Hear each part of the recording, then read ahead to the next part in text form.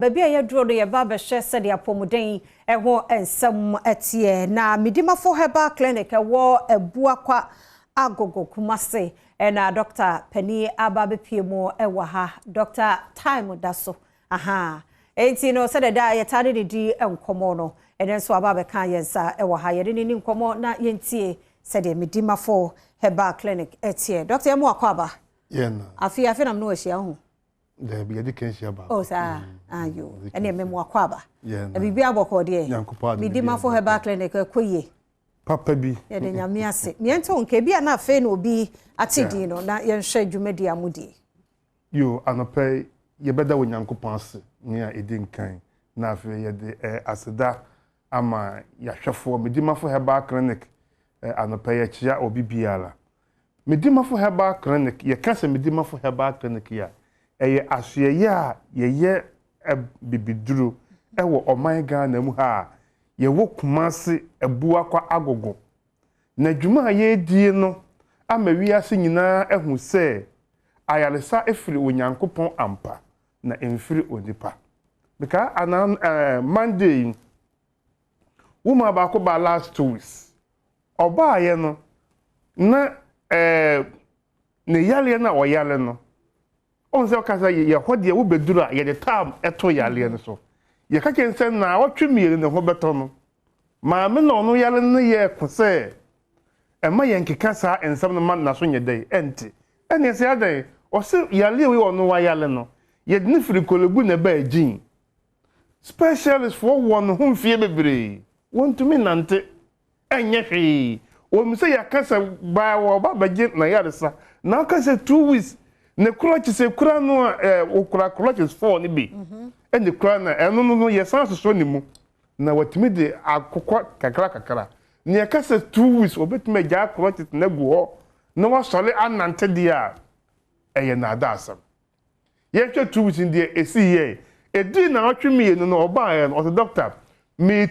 ma mintumri kan kyerɛ mo wɔkɔ na wɔba wɔkɔ na wɔba adansi ya ekoso wo Medimafo Herbal Clinic na ano edin da bia ye ka obeka de bia eye agodie anase ensam keka na ye betena aka afa Medimafo Herbal Clinic ho enura me wo ho na sofo bi baaye sofo no wo sukura wie ni sa wo se wa yale ache na obetuma ka se be se emfie mienu ne die aduane pa ade aduane wontimi nidi because of say aduane chese 1% ewo mlakata ni padua mu wonte bibia ewo ni padua mu nti wonte se ekom de no na fo na efo se afo de na so makukura de yale boni bia de toto no because of say ontimi nidi wani apomodi otimi ye bibia efwa nyamedwuma na ya oye no obepie Medimafo Herbal Clinic na wotwe po what doctor me be Medifufu se kura metuo me sanya emo a medi enfide kika yale bi ni aduro ba ye Nyankopɔn di se otumi sa yale bia saa nka se enemre nka Job tiase a enka fidie be reject no na so die fidie a reject no Onyankopɔn Adom ti na nipa no hotime dai eton nti na me to me nsafre obi owo akirikiri obi a owo benka ye se omra me piem wo Kumase Ebuakwa Agogo Kopas last stop ho oyalefo obi a Medimafo ne ho a akinye bia ni ho ewo Medimafo Herbal Clinic enti Medimafo Herbal Clinic ma me awutie me papa a wo hwe me patwa kan wakomato yem se ya reject se wo yale no ubewu a me patwa umuda Nyankopɔn Adom ti obetena se ubenyankwa because of some Medimafo aba na waba se obedi ama obi biada oyade ma me be piem wo Kumase Ebuakwa Agogo Ghana fo amantiase aye adwuma se wo yale na wo yale na wo bekɔ ba bia eben wo na wakoto sika agudie ba bia wo hemi bia kwanu mpo ewo a enwene kwanu na mom be piem aboa pesa didi kwan enwa be piem wo Kumase Ebuakwa Agogo ho na wo ba doctor Nyankopɔn de tumi ahyɛ doctor yi ensa wo tumi de tab eto obi oyare yeso na wonfa ebere nto so enin kuguo da be piem wo Ebuakwa Agogo Kopas last stop ho wo yalefo bia Medimafo ne ho a doctor se ho ne bia ena wo ba wo kura poma nyankopon adom nti dasana poma no on san fa mabiem da ena wo ba wo te hwe mu nyankopon adom te hwe no dasana on san fa mabiem da me pacho eho wo be pie mu a eho na obi ba na ni hunu ade eni nansa wose metimi sinapane eho na obi ba wontumi nante ade ba china wotumi ko America eho na obi ba ne sisi achia eni nansa na watene eho na obi ba wanya stroke ama na no achia don shiri be se edu na no etumi atene eho na obi ba wose doctor ko afinie ye maame yentumi ensuo kura wontumi nombi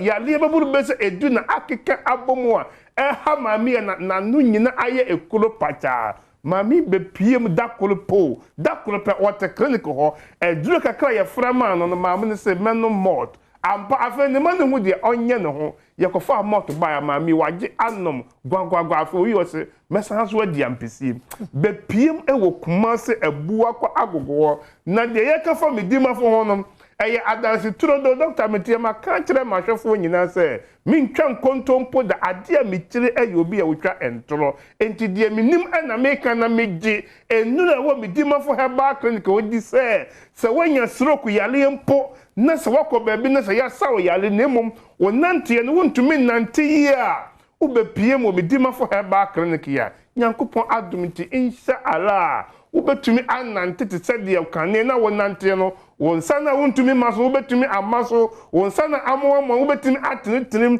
wonana ase atata na eni ade nche na atwetwen bepiem wo kumase ebuwa ko agogo wayalefuo bia Medimafo ne ho a obi hwe me doctor mesisi ye me ya mechiri kase me kotodwe me kwada me ntumi na me widie mo hyehye me nase atatai wonya ka akwanhia wonamu obu wonseba wo behwe ma me bi wonya ka akwanhia bubu kura ne ese ye ntumi nya ho hwe me patwo yade a ye ntumi nya ho hwe ba bi no gisa wa ma Medimafo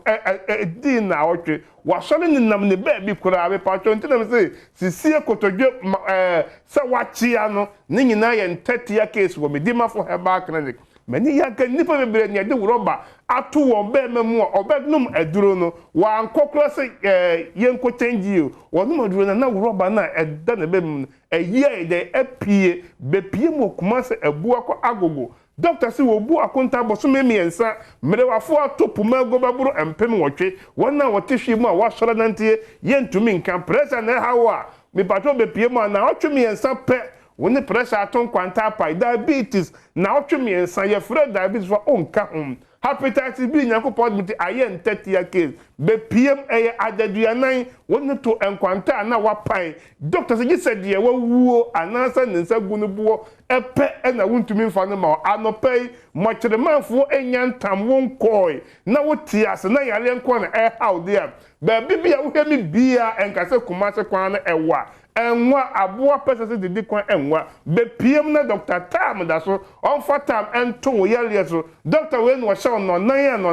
no num nonsia ken doctor yi fa ebre ento yale so enin kuguo da be PM wo kumase ebua kwa agogo Copas last of na Dr. Tam da so en for Tam ento yale so be ma wo hemia obema ne ewu entimi nya adwuma enu eye 24 hours won to nkwanta mapa obetimi ne woyere ahia sana beba no susa doctor say eye 5 days pe ebe kese tintin ama wo hu say tetrete wo hu zafo de wonye ne eye a na wagya oba wo peba doctor say won pa ne wo awo adura eye gina hoje enye no bi bitua bi sabi di bi tafuru bi fa bi fram kutobi ene etese 1/3 wudi gu wonum guna anajodu mienu wonum wiye ya na woni wukuru ahia muhia wiya munhia biem nyankopon adem eni bosome na nyinse na aba betom nyinse betom wiye na watua ho ka umpewe na de be na wope be biem ewo kumase ebua ko agogo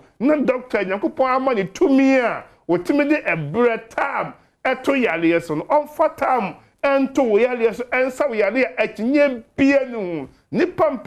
na edi ho adanse ma bi